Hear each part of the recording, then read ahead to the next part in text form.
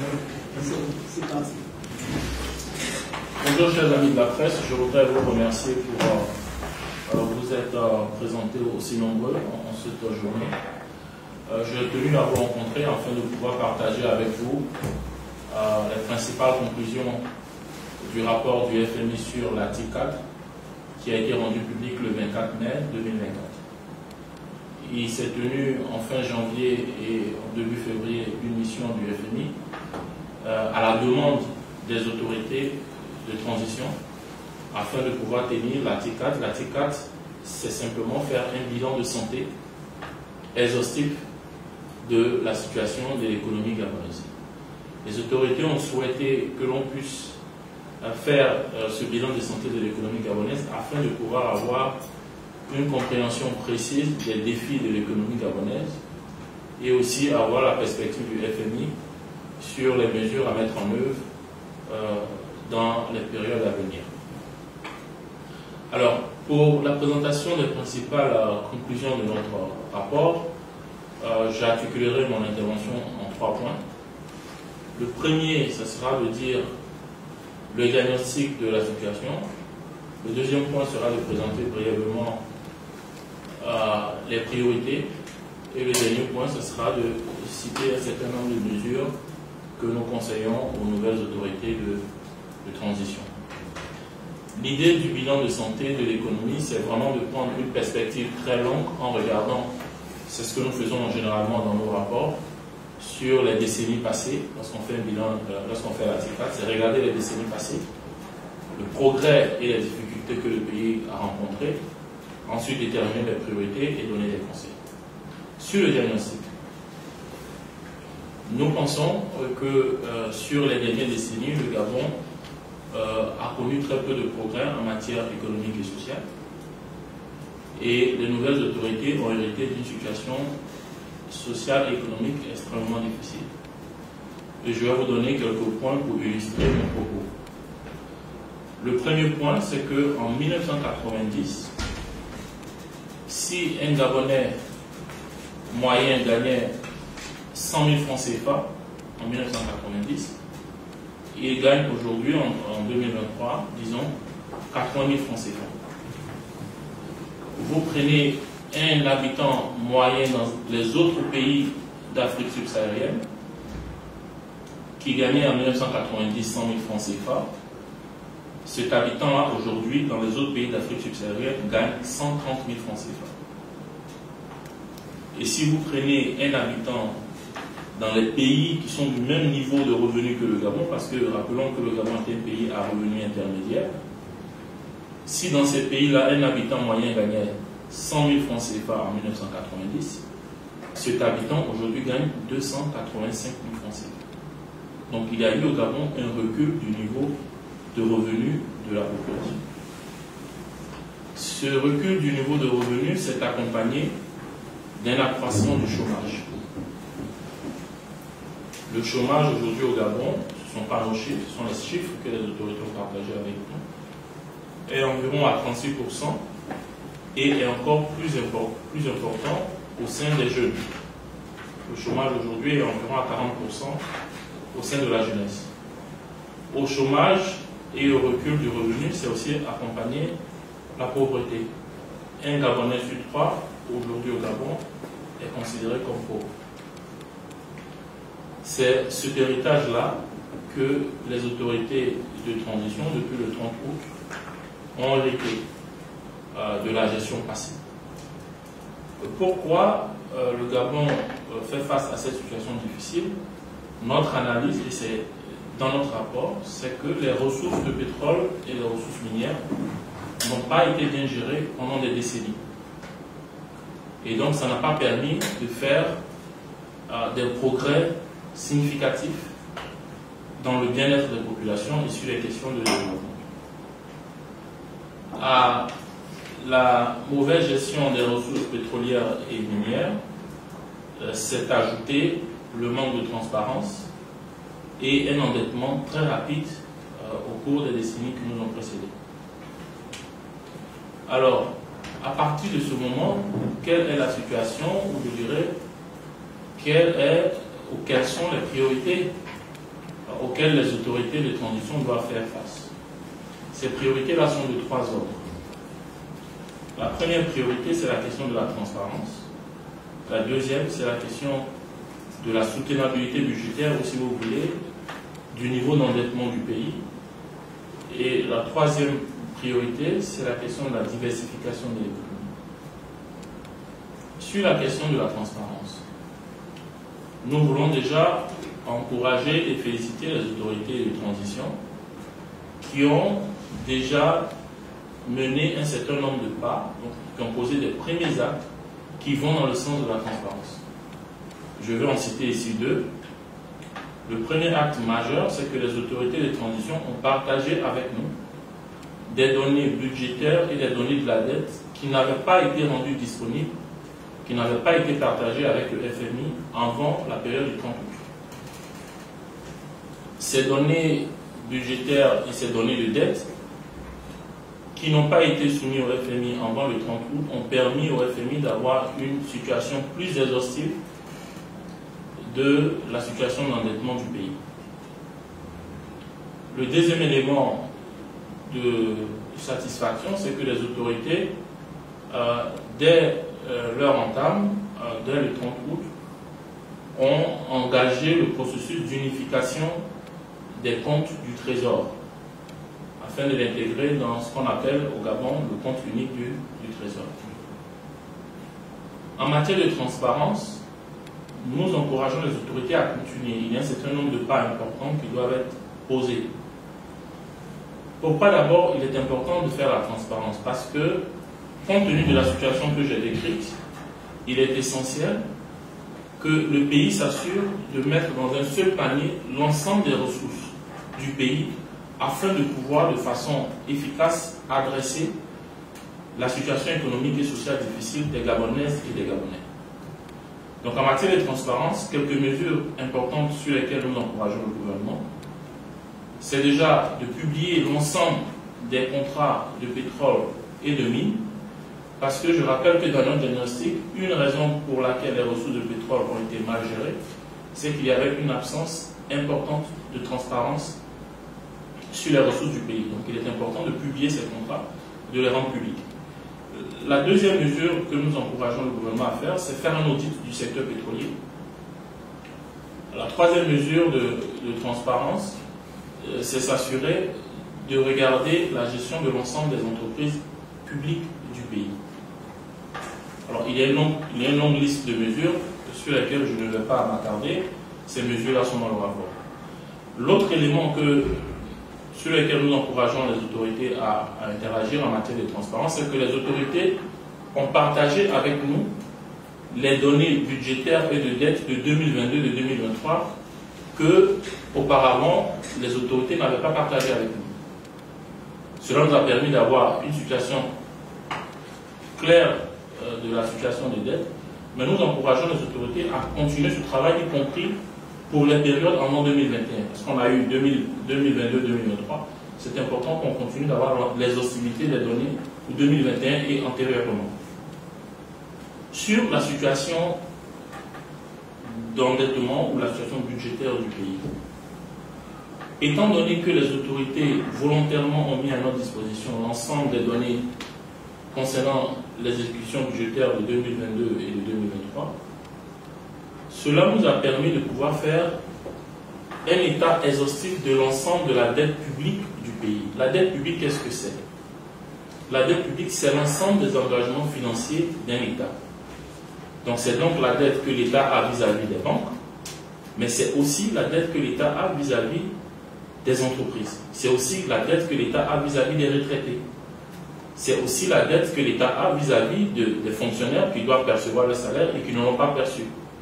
Donc c'est tout ça qui fait partie de ce qu'on appelle, dans le jargon économique, la dette publique de l'État.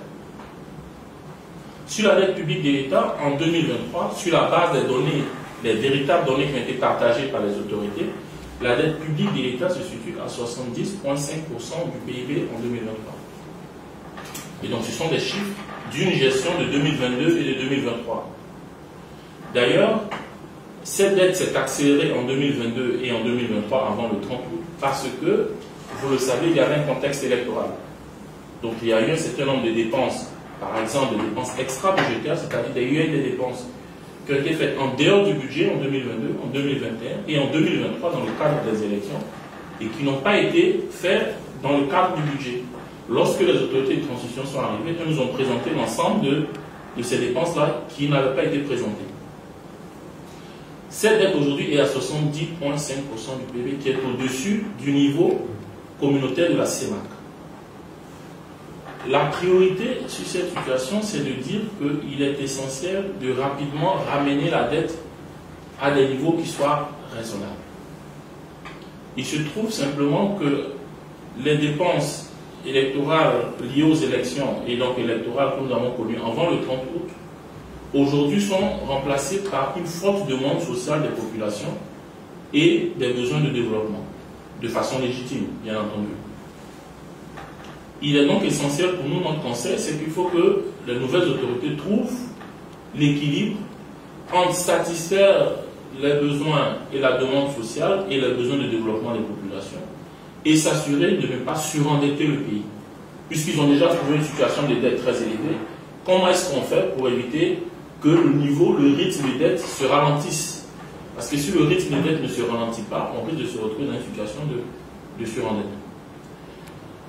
Dans ce sens-là, nous disons aux autorités que la première chose, c'est qu'il faut avoir un plan de réduction de la dette pour les années qui viennent. Première chose. La deuxième chose, il est essentiel pour les autorités que cet effort de réduction de la dette passe par un effort d'augmentation des recettes de l'État, donc par les impôts et par la douane, et par un effort de réduction du rythme de dépenses de l'État.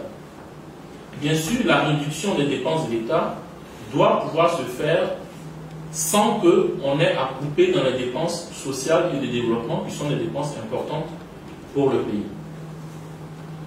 Dernier élément de notre rapport, c'est la question de la diversification économique. Sur la diversification économique, elle est essentielle, c'est-à-dire qu'il s'agit de créer pour l'économie gabonaise de nouveaux secteurs qui seront porteurs d'emplois pour la population. Parce que, comme je l'ai expliqué, le chômage est important, il est prévalent et la situation de pauvreté est importante. Donc, il faut créer de nouveaux secteurs qui vont créer de l'emploi pour ces populations.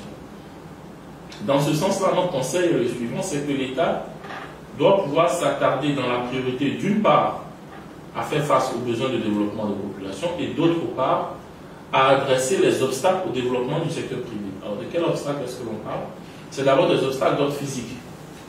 Ce sont les infrastructures, c'est l'électricité, c'est les routes, c'est la qualité des diplômés qui sortent des universités gabonaises.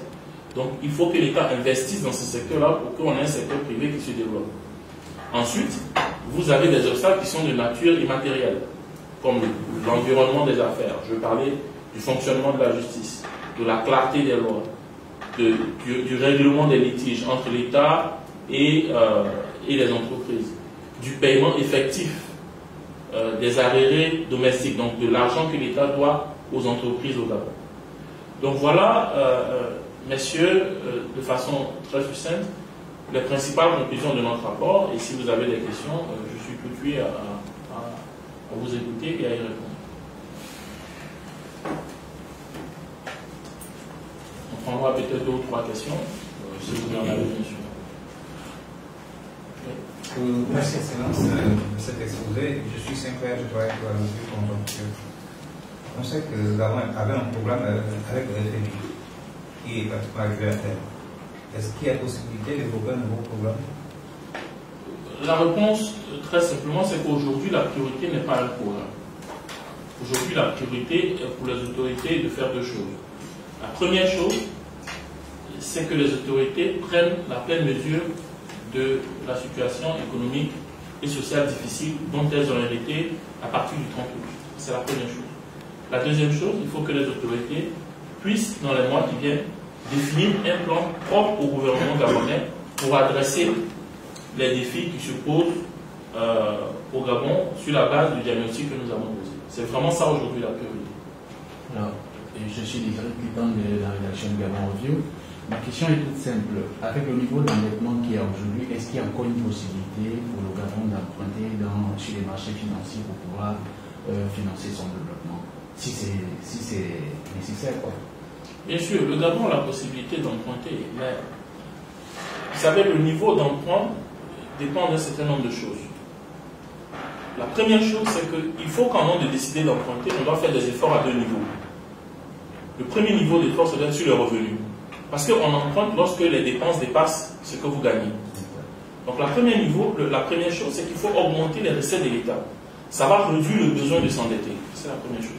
La deuxième chose, étant donné qu'on est déjà dans une situation d'endettement qui est importante, il faut travailler et s'assurer que les dépenses que l'on fait sont véritablement des dépenses utiles. Ça veut dire, d'une part, des dépenses qui prennent soin des besoins au jour des populations, et d'autre part, qui adressent les questions de développement qui se posent. Et enfin, le dernier élément qui est essentiel, c'est que l'État doit pouvoir donner de la visibilité à ceux qui suivent les marchés, comme vous disiez, qui vont prêter à l'État.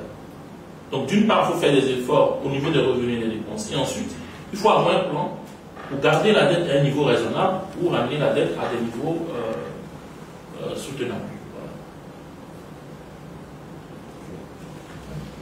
Voilà. La acquitté de Gabon de Niataï. Alors, ma question tourne autour des plans de réduction de la dette et des dépenses que vous avez évoqués. Alors, en arrivant, les nouvelles autorités ont présenté un plan de développement de la transition à plus de 4 536 milliards. Alors, est-ce que le fait que, dans un premier temps, ils aient présenté ce plan de développement-là, plutôt qu'un plan de réduction de la dette et des dépenses de l'État, n'est pas en déphasage avec vos recommandations? Ce n'est pas en déphasage. Première chose, le plan de développement auquel vous faites allusion est un plan sur plusieurs années. La deuxième chose, c'est que le plan de développement entend adresser des questions de développement, ça porte le nom. Mais encore une fois, vous ne pouvez pas dépenser ce que vous n'avez pas.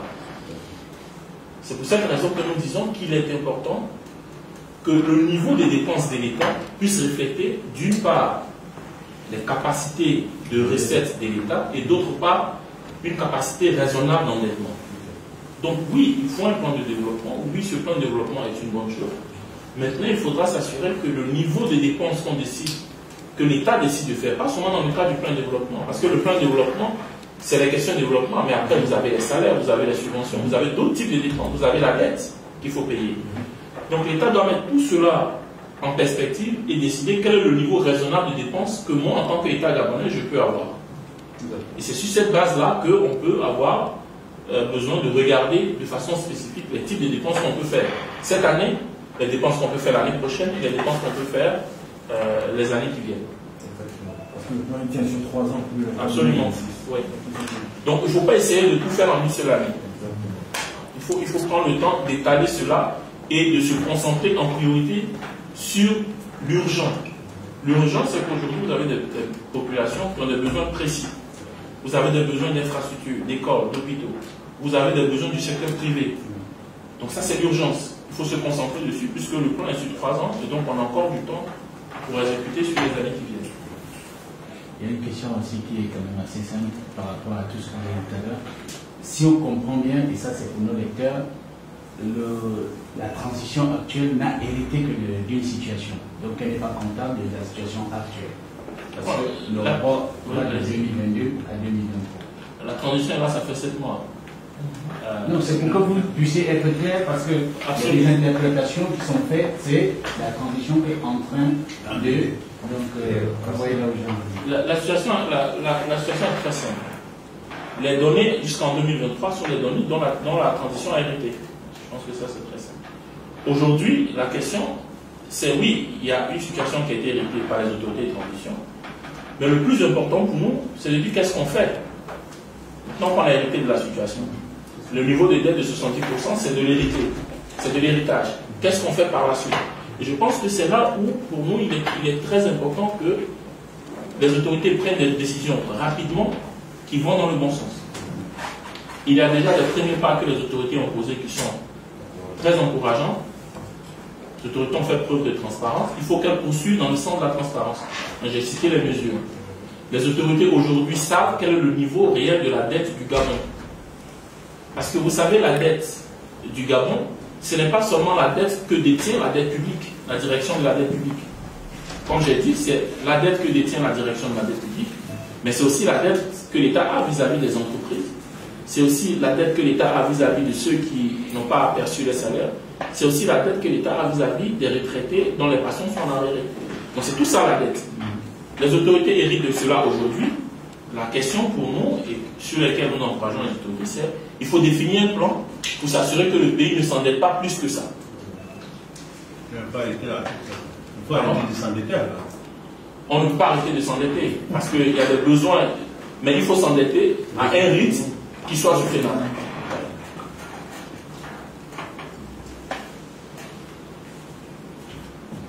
C'est bon? Très bien, mais merci d'être venu. Et puis n'hésitez pas, vous avez le groupe WhatsApp si vous avez des questions.